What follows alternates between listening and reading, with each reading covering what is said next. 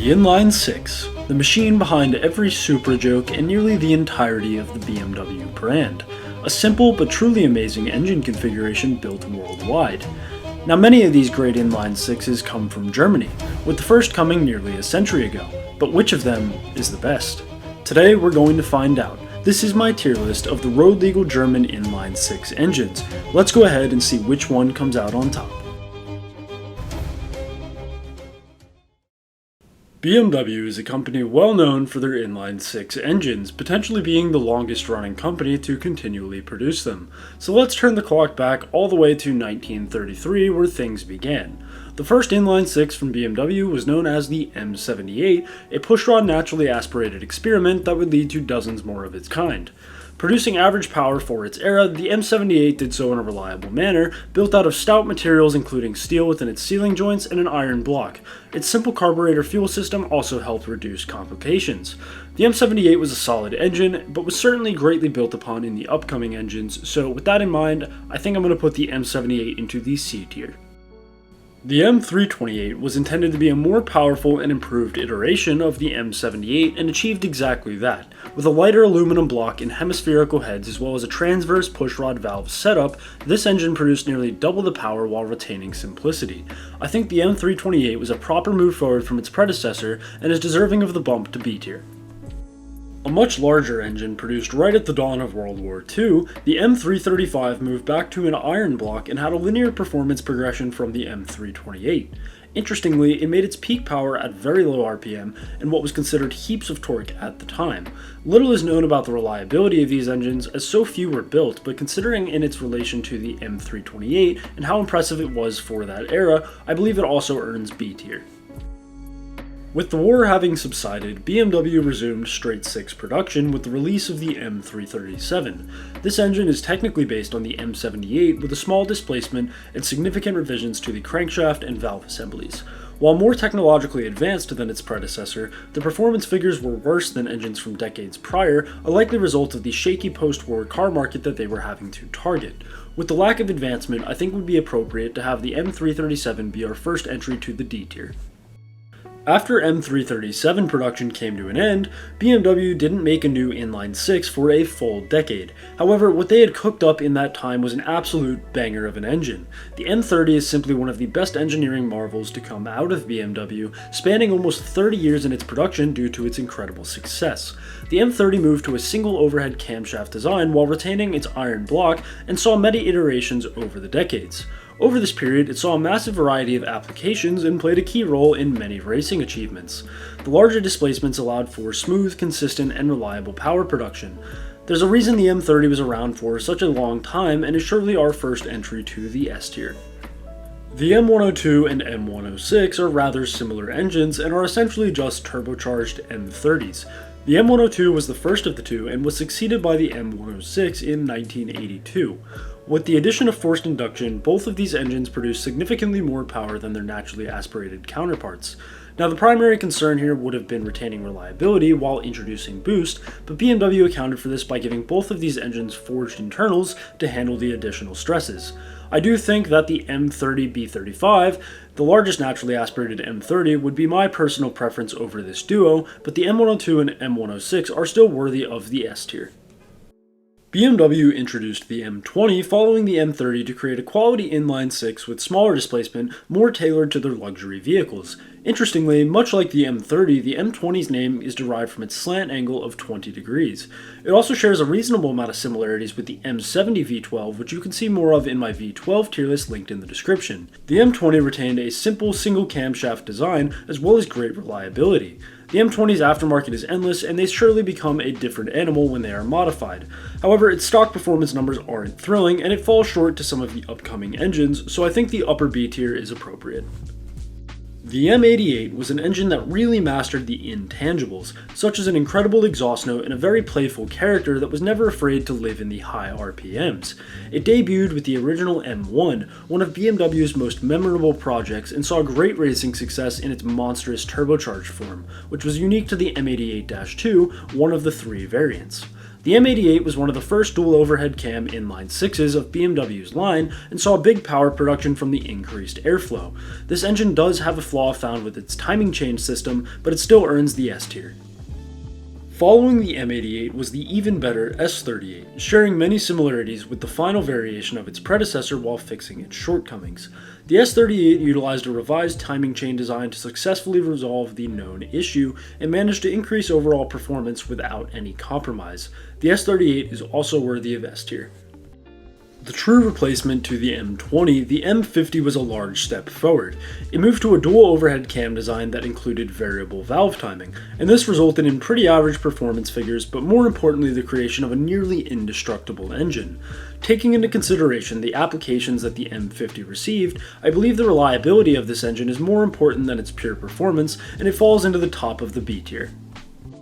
The more powerful but highly similar iteration of the M50, known as the S50, had a larger displacement and was found in the iconic E36 M3. The S50 is ultra reliable and explains exactly why the E36 M3 is such a popular choice for a track car. These engines will take an obscene amount of abuse without even flinching, and for the mid-90s the S50 was a powerhouse and one of the most well-rounded engines on this list. It makes it well into the A tier. Following the M50 was the M52, switching to an aluminum block to assist in a favorable power-to-weight ratio. This engine saw a massive variety of applications and only modest improvements from the M50. It's also proven to be bulletproof over the years and seems relatively even with the M50 when considering that it is a newer engine, so I believe the M52 in the B tier as well. The S52, as you may be realizing by the pattern now, was a high-powered larger displacement upgrade to the M52, and saw great changes to the valve train including stronger springs and a different camshaft lobe shape that would open the valves for a longer period of time. It powered the later E36 M3s and in my opinion was not as good as the S50 of the earlier M3s. However, the S52 would still be in the A tier. Next up is BMW's M54 straight 6, which retained an aluminum block and saw significant changes. One of the most interesting of these was the removal of a mechanical throttle, making the M54 a pioneer of electronic throttle control systems. The M54 suffered from various small issues, most of which are preventable with an attentive owner. Perhaps the most prominent were the cooling system failures and mishaps with variable valve timing, but despite this, the M54 was an engine that I would place into the A tier. Unlike some of the previously discussed duos, the S54 is actually quite different from the M54. The block was cast iron opposed to aluminum and saw many issues eradicated. Perhaps best known for its usage in the E46 M3, the S54 was one of BMW's best, with potent power and the ability to rev to the moon, reaching an astounding 8,000 RPM. These engines are made for performance driving, introducing a scavenger pump into the oiling system, which is used to prevent starvation under lateral loading. The S54 is a legend in my eyes and finds itself in the S tier. The N52 is one of the most technologically interesting engines on this list. Firstly, the block contains magnesium, a metal significantly less dense than aluminum, helping to greatly reduce the weight of the N52. BMW likes to get creative when it comes to the valve train, and they did so here by introducing variable valve lift, a system far ahead of its time that greatly increased combustion efficiency. The N52 is successful enough in its wide variety of usages that its production spanned over a decade. This engine slots into the A tier.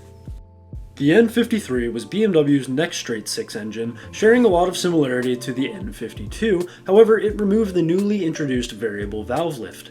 It boasted a very high 12:1 compression ratio as well as a host of reliability issues.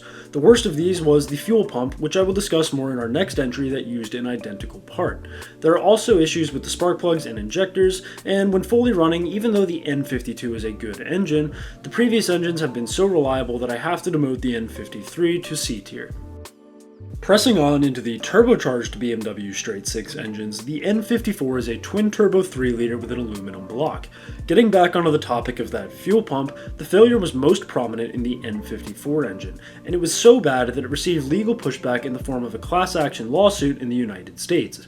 These engines can be reliable if religiously maintained, and there are plenty of owners with not a complaint in sight. However, for me, a factory defect of this magnitude is completely unacceptable and taints the N54, which I'll be putting into the D tier. The N55 was a much better follow-up to the N54 in my eyes, fixing many of the issues while introducing some exciting performance enhancements. Variable valve lift made its return, and the twin-turbo setup was exchanged for a single twin-scroll turbo. The N55 also had simpler fuel injectors and an exhaust system that enabled higher flow rates. I think this engine was a great example of why BMW builds great engines, as they understand the shortcomings of a design and are sure to evolve it properly in the future. The N55 will be going into the A tier. Building on the N55, the S55 moved back to a twin-turbo setup and saw massive changes to ensure durability. The internals were significantly strengthened while dropping weight at the same time. The valve train materials were changed to more robust options, and this all translated to a track weapon of an engine, fitting to its usage in the various M cars that it is found in, and as a result, I'll be putting the S55 at the very top end of the A tier. The B58 is one of the most recent inline sixes created by BMW and returned to the single twin-scroll turbo format. The amount of power per liter that this engine makes is astounding, and the B58 handles it perfectly, putting its forged steel internals to use. This is the engine we see in the Mark V Supra and is indeed the source of all of the BMW Supra jokes. Overall, the B58 falls firmly within the A tier. Our last BMW entry is one of the best, with the S58 building upon the great B58 formula with twin turbos and crazy internals. All internals are forged with various expensive, strong, and low-density materials seen in the crankshaft and the pistons. The S58 still utilizes the previously discussed systems such as variable valve lift and seems to be the culmination of BMW's experience in the straight six world.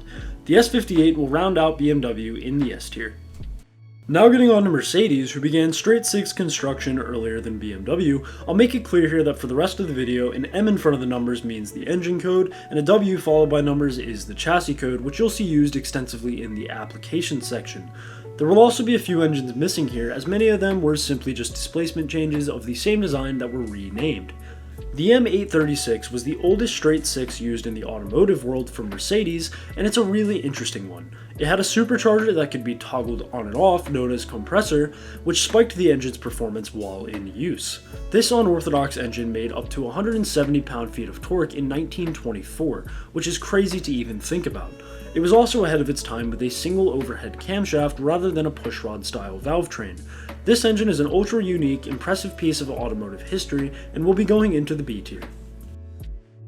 The M9456 was made at the same time as the M836, and by design they are essentially identical, differentiated mainly by a mammoth displacement of over 6 liters. This thing was no joke, putting out over 300 pound-feet of torque with the compressor supercharger toggled on. For 1924, this was certainly impressive enough to warrant a spot into the A tier. Skipping over the M01 as it was never used in a production vehicle, the M02 that was matched for usage in the W02 Mercedes model strayed away from previous designs. It was small, with a displacement of 2 liters and purely naturally aspirated.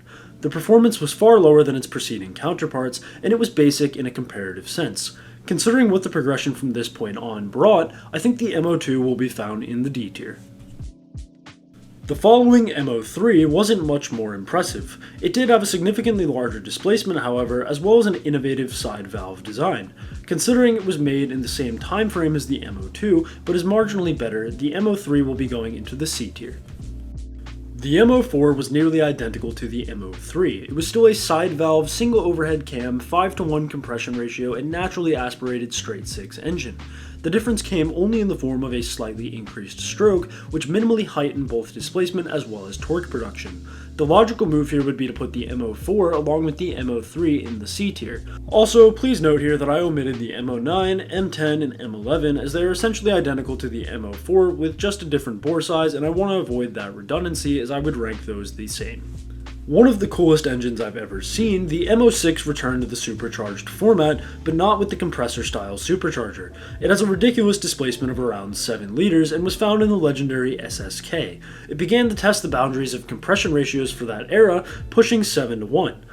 The unique and innovative design paired with unfathomable performance almost a century ago made the M06 a surefire entry to the S tier. Testing the waters with a much smaller engine, the Mercedes M15 was only 1.7 liters and used in a family car opposed to sports cars. Its performance is certainly a step backward from previous iterations, but I won't knock that too hard due to its application. This engine was an advancement in the cooling department using a water-cooled setup, and I think the M15 goes into the upper C tier. There were various engines following the M15 that simply changed displacements or compression ratios of this same design, thus I will be omitting these. Getting into the 1950s, the M180 was the primary figure of what became known as the Mercedes small block family. There were 5 additional variants of the M180 with different model codes based on the same core design. This engine family ran all the way to 1985 and saw dozens of applications. The original M180 was the smallest at 2.2 liters, with the whole family using 12 valves, a single overhead cam setup, and no forced induction. They were also the first engines to use a reverse flow head style, where air travels a shorter path through the cylinder and is less prone to ultra-turbulent flow. Here's how the variants are different. The M127 got an improved mechanical fuel injection system, the M129 got an increased stroke and displacement as well as new cylinder heads, the M114 got another form of different fuel injection, the M130 received the biggest displacement through a bore increase and was the most powerful of the series. Lastly, the M123 was carbureted. As a whole, this series was instrumental to Mercedes as a company, and for me makes it to the top of B tier. The big block family, all based on the original M186, is categorized similarly to the small block family, with 5 variants stemming from the original design. These were a large advancement forward with an aluminum block, bulletproof internals that used new materials, the same reverse flow heads, and a larger displacement of 3.0 liters, constant across all variants. The original M186 had a 6.4 to 1 compression ratio, which was increased to 7.8 to 1 in the M188. The M189 strayed from carburetors towards indirect fuel injection, providing more power. The M194 was found in the original 300 SL race car and returned to the carburetor system. The hands down best variant and perhaps Mercedes' greatest straight six engine was the M198, found in the iconic 300 SL road car, using direct fuel injection and producing great power with a remarkable sound. For this and the successes of the entire big block family, these will be going into the S tier. Moving forward, Mercedes departed from the big block design with the M110, returning to crossflow heads and trying dual overhead camshafts. It made respectable power and didn't have any major reliability concerns, just a few small issues. Overall, this formula worked pretty well, and the M110 is worthy of the B tier. The successor to the previous entry, the M103 returned to the single camshaft design and saw a decent range of applications, as well as being in use for over a decade. It had a high compression ratio of 9.2 to 1, which could be responsible for some of the oil leaks that it is known for. Although they are good engines when everything is working, I'm not sure that they're worth the headache of a fault as critical as an oil leak for under 200 horsepower. That being said, I think the M103 will end up just shy of the B tier going into the C tier. The M104 was a big advancement. A larger and more powerful design to the M103, it introduced 2 camshafts, 4 valves per cylinder rather than 2, as well as variable valve timing. From what I can find across forums, it seems like the M104 still had oil leaks, but much less frequently, and it also suffered the new issue of overheating. I think despite its reliability issues, the technological advancement deserves enough recognition to bump the M104 over the edge into the B tier. After the M104 ended production in 1997, it looked as if Mercedes had permanently departed from the creation of inline 6 engines, which would be really unfortunate considering that they were one of the first in the game. However, after a 2-decade hiatus, the M256 was released, reviving hope that more inline 6 engines will be coming from Mercedes. The M256 is an engineering masterpiece, both supercharged and turbocharged, a feat very hard to pull off correctly. Keeping the same valve train design as the M104 from 20 years prior, the M256 makes massive power while being lightweight from its aluminum block. Only time will tell how reliable these things are, but it's been said that they make every car they're placed in an absolute riot. Based on the pure ingenuity of this design work, the M256 is in the S tier.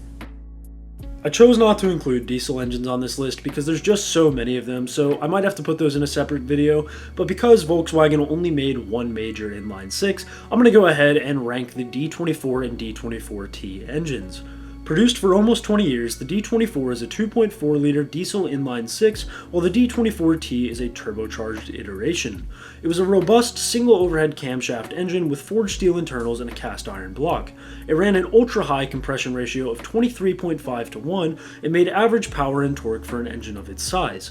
This engine was used in a few strange applications and even found in some Volvo vehicles. Overall, these engines are low power, but their ultra high reliability earns the upper B tier.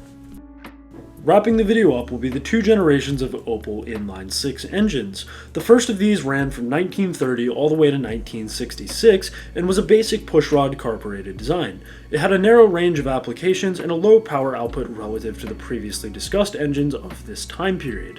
I think the first generation, known as the Vauxhall Straight 6, would be right around the C tier. The final entry to this tier list is the second generation of the Opel Inline 6, which falls into the CIH or cam and head family. This means that instead of the camshaft sitting above the valve train, it is integrated into the engine head, which greatly reduces the height of the engine, improving the hood clearance. The cam and head inline 6 was stout with a cast iron block, and its most powerful form made great power. This was the 3.6 liter iteration with a twin turbo setup created by Lotus in tandem with Opel.